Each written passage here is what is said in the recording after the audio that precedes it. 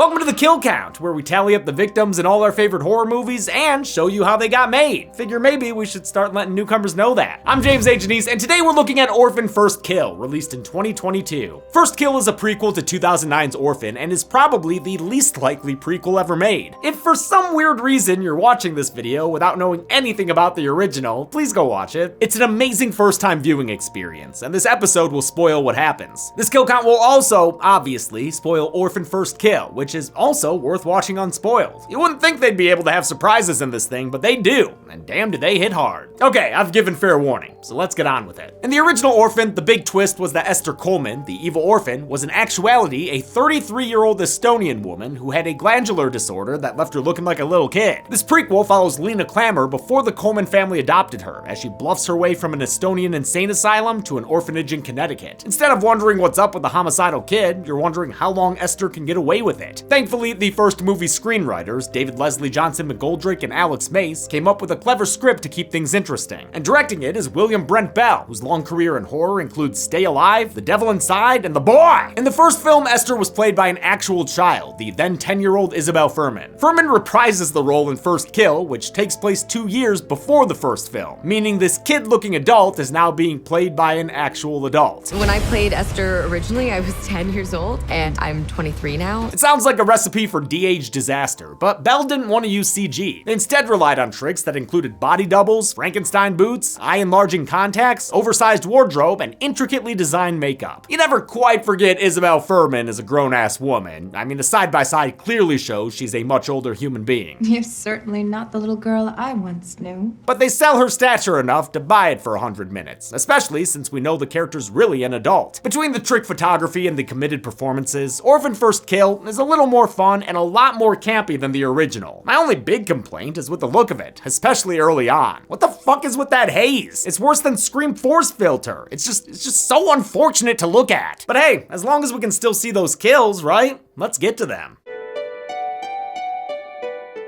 The movie begins in 2007 at the Sarn Institute for, Words. As Vera Farmiga learned in the first movie, this is an Estonian mental hospital where Esther was held. Oh, sorry, she's not Esther yet. She's still Lena Klammer, though her love for arts and crafts remains the same. Her new teacher Anna arrives and is walking around these dim-ass hallways when a guy runs up to make it even dimmer there. Come on, man, what's the big deal? Well, turns out we're in the middle of a Lena lockdown. Anna's almost lured into a pencil stabbing thanks to Lena's youthful appearance, but Dr. Novotny intervenes and tells the teacher what's what. Lena may look like a child, but she is a grown woman.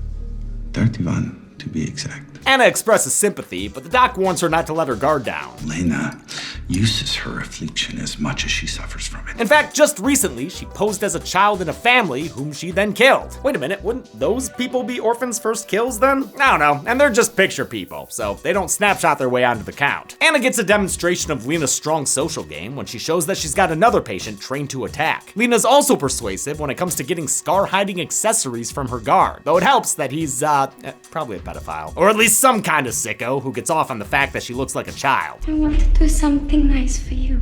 You can come in. The interaction is made even creepier when we see it through a security cam that uses a real kid double for Isabel Fuhrman. The footage shows us how it's kinda, supposed to look objectively in a world where Isabel Fuhrman isn't a human being who ages. She had 2 child doubles, Sadie Lee and Kennedy Irwin, and helped coach them in their creepy kid acting. My favorite part was honestly doing this with you guys. It was so cool. She used her experience and leftover notes from the first film to keep them childlike. Because I had to explain to them how to do these scenes in a way that wouldn't jeopardize their innocence and their wonderful childlike quality that they brought to it. Lena steals the guy's key card and then his life, cause it's 1, 2, 3, 4, 5, 6 strikes you're out for First Kill's first counted kill.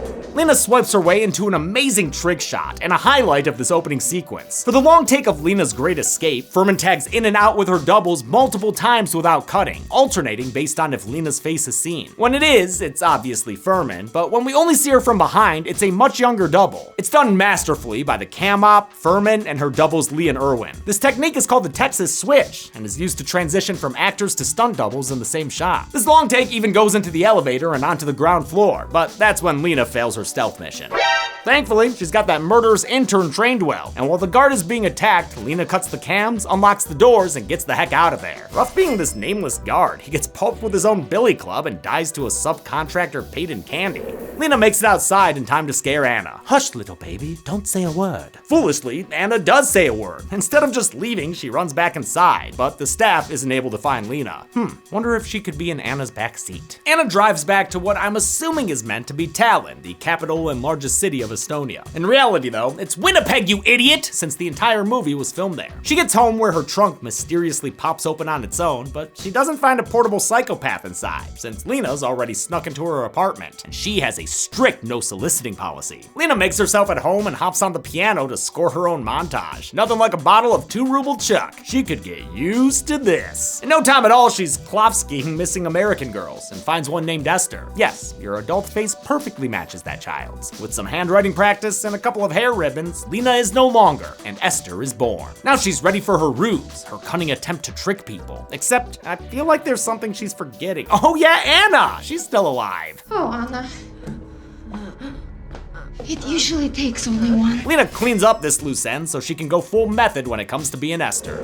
Isabel Fuhrman originally got back in touch with Orphan's writers when she saw real life imitating their movie. In 2010, an American couple adopted a Ukrainian girl who wound up being an adult. The case eventually became a docu-mini series and of course was featured on Dr. Phil. I guess it comes down to whether or not you are an evil psychopath demon child that's come over here to murder everybody. To Fuhrman's surprise, the writers already had a prequel written. They just didn't know how to make it happen. Initially, Fuhrman only wanted to produce, and for a little while, the filmmakers did try to cast another kid as Esther. But COVID made that more difficult, and director William Brent Bell wanted Fuhrman to reprise the role anyway, possibly due to fan encouragement. Immediately when we announced the movie, I got death threats. I mean, like, people were like, you can't make this movie without Isabel Fuhrman. They did a screen test that went well, and Fuhrman decided to don the pigtails once more. Instead of arranging any travel plans herself, Esther decides to get a ride by cop. Where are your parents?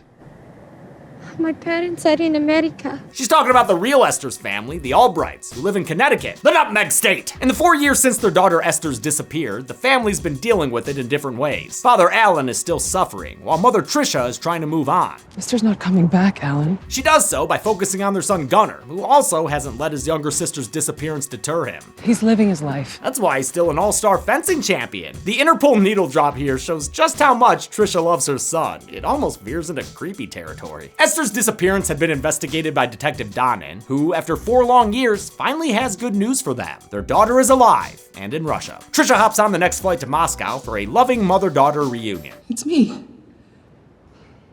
It's Mommy.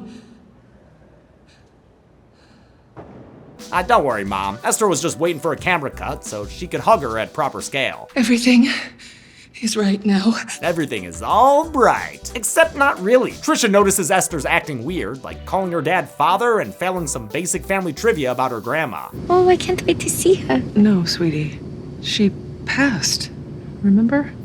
Super bathroom getaway! Lena steals a her-sized bottle of booze and has a private little tantrum for making a mistake like that. Aw, it's alright, Lena Esther. There, all better now. Back on American soil, Tricia tries to make Esther look slightly less like a Victorian ghost, but she ain't having it. Come on, Mom, wouldn't want her head to fall off, would ya? Older bro Gunnar is awkward around Esther, but Dad's got enough excitement for all of them. I'm so sorry. Truly. Oh, careful, dude. As a dad, you might not want to get too huggy with her. Whenever an actor had to stand next to Fuhrman, the solution was surprisingly simple. And then there were all the challenges of like ridiculous tricks to make me look taller than Isabel, like these platform boots that I had to wear. What really sells this trick and all the others is how seriously the cast takes the material. None of the actors on set were like, this isn't gonna work.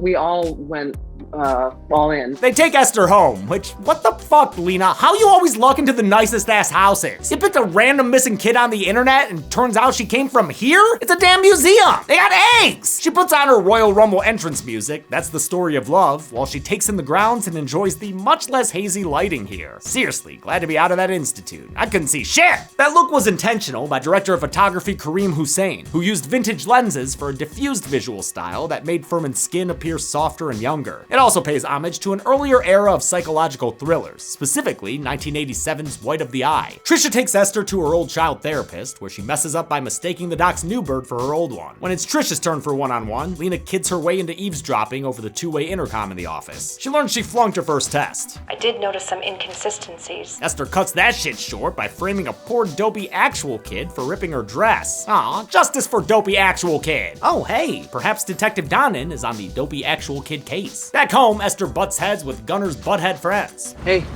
Tisha.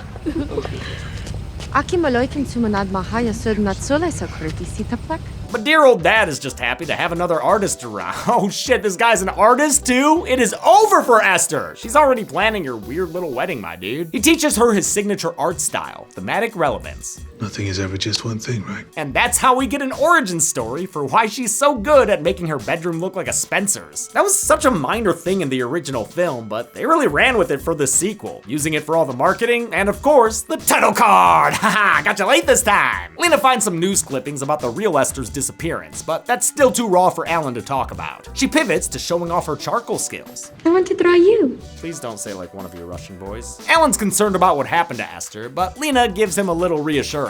It wasn't what you think. Nice of her to give him that at least. You don't want this poor dude wondering if his daughter had been sex trafficked. I don't know, guys. Maybe Lena's turned over a new leaf and will. Oh, wait, what are you doing? Oh, no, come on. Oh, wait, what's behind you? Oh, no! Never mind, things are fucked. Trisha is caught by Lena trying to sneak a peek at her Bible, but the little lady lets it go for now and stays focused on the long game. She finds real Esther's diary and studies up for her character work. Remember, Lena, Esther affectionately called her mother Mummy. Hello, Mummy. Thank you, Mummy. Yeah, you'll get there. Between the acting challenge and a cop sniffing around, Lena realizes the sweet gig might not actually be so sweet. That night, she packs up all of her belongings, and some of the family's, and gets ready to Blow this pop stand! But wouldn't you know it, on her way out, she sees a hot dad playing with black lights, and that's enough to stop her. Just when she thought she was out, the sad dad pulls her back in. With his daughter back though, this dad's not so sad anymore, and he's ready to be a husband to Trisha again. That means a return of Orphan's horny parents, alright! Remember in the first movie? They were so horny! And the Albrights outdo them here. That is a full-on hand in the boxers. Holy shit, Julia! I guess she wants him, she needs him. Oh baby, oh baby. The parents attend a fancy gala and leave Esther home with Gunner, who throws a party with his fuckwit friends. She's not invited. This isn't your scene. Go watch a movie. Go fuck yourself. Detective Donnan shows up, sneaking around like he be doing, and saying it smells like Snoop's in town. Smell the weed from the street. He agrees to turn a blind eye, but before he leaves, he pokes around the place and finds some of Esther's radioactive fingerprints. Esther realizes the detective is a danger to her front, so she slips out to close the case. To cover her tracks, well, she feels like the movie hasn't been hazy enough lately, so she lets the shower run until Trisha finds it. Trisha also finds some stuff inside Lena's Bible, pictures of her husband and a souvenir stamp from an Estonian insane asylum. Well, it's good to collect things as a hobby, you know? At home, Donnan seals his fate by leaving a weapon out for Lena. Kinda deserves it, too. Who stabs a knife into a cutting board like that? Your tip out to be dull as fuck, dude. He compares Lena's fingerprints to Esther's, and I hope he ain't playing Are You the One, since the result is not a match. If you're not Esther, then who's the creepy kid standing right behind me? She fillets his back a little and ruins a perfectly good invisible desk, but Lena doesn't ultimately secure the kill herself. Her own mother doesn't even know. Yeah, kid, she does. Oh shit, what the fuck? This Trisha twist is incredible and is met with some appropriately incredible reactions. Mummy. The fuck are you looking at? Before we get an explanation, Trisha makes sure Donnan is dead with a quintuple tap. Wow, Trisha ain't messing around. She's quickly caught up on the present situation. So let me get this straight. You're a grown-ass woman? She's smart enough to figure out that if Lena didn't just rob them, she might be going after something bigger, like an inheritance or maybe even a husband. Of course, something has seemed off about Trisha's reaction to reuniting with her daughter from the very beginning. Turns out, she always knew this couldn't be her real daughter, because the real Esther was accidentally killed by Gunner, and Mom's been covering for her son. What was I supposed to do? Hand over the only child I had left over some sibling bullshit that went too far? It's a twist modeled after what many suspect to be the truth in the infamous JonBenet Ramsey case. But even though Lena knows the truth now, Trisha can't exactly kill her or let her leave. We can't have Esther disappear twice now, can we? And so they find themselves in an Estonian standoff. The mom will keep the stranger around to cover her ass, and as a bonus, it'll keep her husband happy and healthy and horny. You chose this role. Now you're gonna fucking play it. This twist is nearly as good as the first films, and happens even earlier, so we get to enjoy the fallout for longer. It's a brilliant decision to give Esther a worthy adversary, just as sick and twisted as she is. Julia Stiles excels in the role, and really gets to have fun from here on out. Even better is watching all the earlier scenes a second time. You can see the hidden meaning behind Trisha's shock. She's wondering who the hell this person is, and what exactly she's trying to do here. You look like a little lady.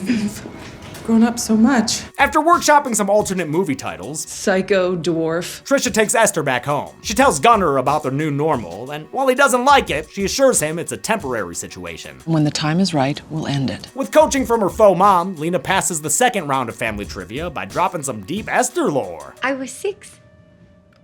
We saw bears, and a chipmunk stole my sandwich. Oh my god, there were so many chipmunks. This scene shows off one of the film's smaller de-aging tricks. I think the only, facial effect that we did is I wore contact lenses that made my eyes bigger. Although the contacts were director Bell's idea, effects artist Doug Morrow was in charge of Furman's age-defying makeover. He ditched prosthetics early on and simplified the transformation to 40 minutes of makeup every morning. It was still enough time for Morrow and Furman to become fast friends. Every day I would bring my speaker into hair and makeup and we would play 80s music and Doug and I would dance, and then we were like, oh, we actually have to work. Morrow worked on Curse of Chucky and more recently on Violent Night, which coincidentally shares a lot of this movie's cast and stunt crew. Stephanie Sy played the flight attendant here, then would go on to be a holly jolly hit woman named Sugar Plum. While her eyes are made bigger, other parts are made smaller as Trisha forces Lena to hobnob with her fellow snob moms. She's debuted as a debutante, prettied up in pink and playing the piano. Gunner's still uneasy about the stranger in his house and tries to assert dominance only to get his little bitch face bitch slapped. Do that again and I'll kill you like I killed Esther.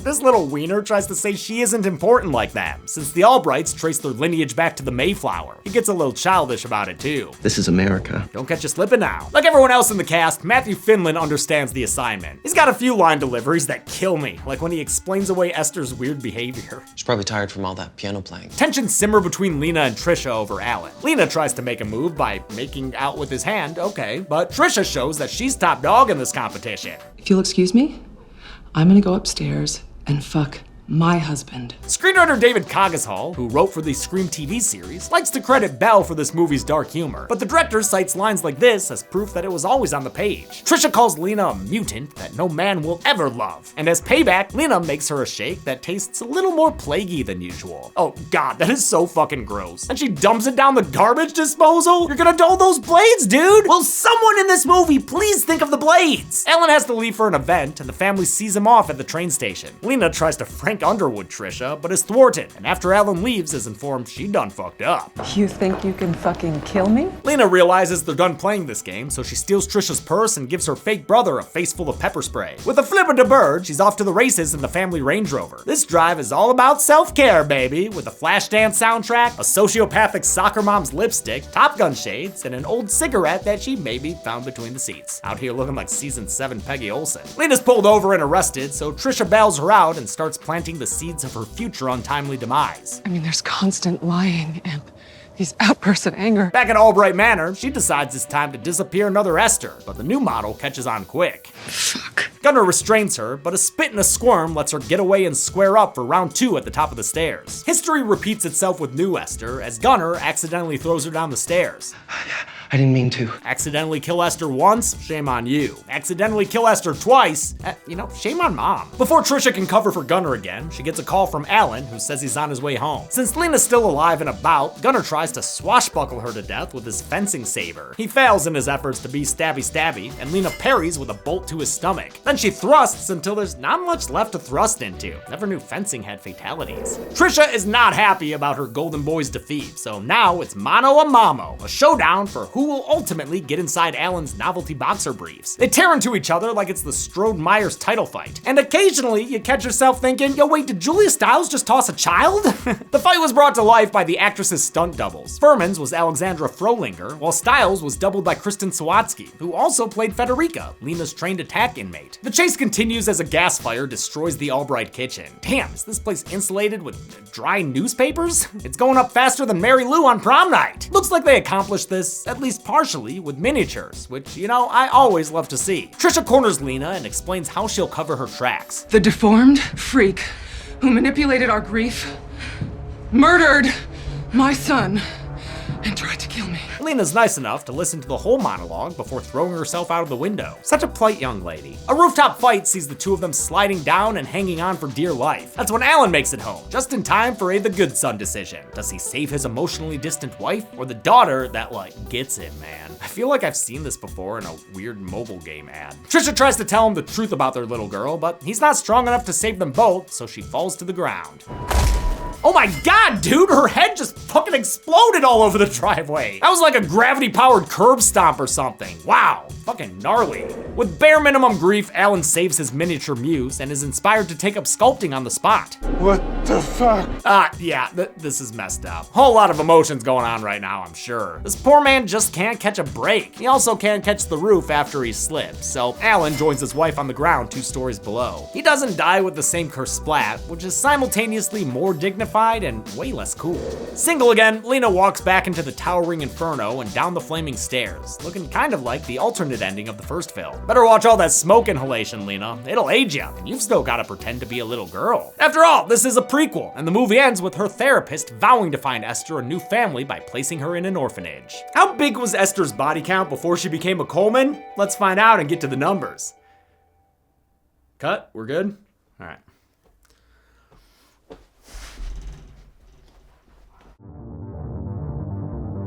7 people died in Orphan First Kill, more than twice the victims of the first film. Of those, 5 were men and 2 were women, because that little lady was a man-eater, rawr. We've seen this count and breakdown in 4 other properties on the kill count, half of which were just covered in the past year. With a runtime of 99 minutes, Orphan First Kill gave us a kill on average every 14.14 minutes. I'll give the golden chainsaw for coolest kill to Trisha. Sure, she just falls off a roof, but then her head pops like a pimple. That's the kind of surprise that makes kills worth counting. Dollar Machete for lamest kill will go to the guard that gets beaten by Esther's sleeper cellmate, mostly because the guy got outsourced to death. And that's it. Orphan First Kill came out in 2022 and was nominated for Best Sequel or Remake at the Dead Meat Horror Awards last year. Another Orphan film may already be in development. I can only hope. Until next time, I'm James A. Janice. This has been the Kill Count. Thanks a lot for watching this Kill Count for Orphan First Kill. As I mentioned in the Ring Kill Count, this year we are not taking a break during January, or any other month, at least that's the plan. I am hoping for at least 1 kill count every single week in 2024. Last time I did that was 2019, which was, 5 years ago now. After all the turbulence of 2023, I just want a very stable and solid year for us at Dead Meat. So hopefully no more strikes, no more family losses, and no more bad things. How about no more bad things? I give you kill counts, you give me no more bad things. Sound like a deal? All right, I'm gonna hold you to it, 2024. Don't make me get all pissed. Thanks everyone, be good people.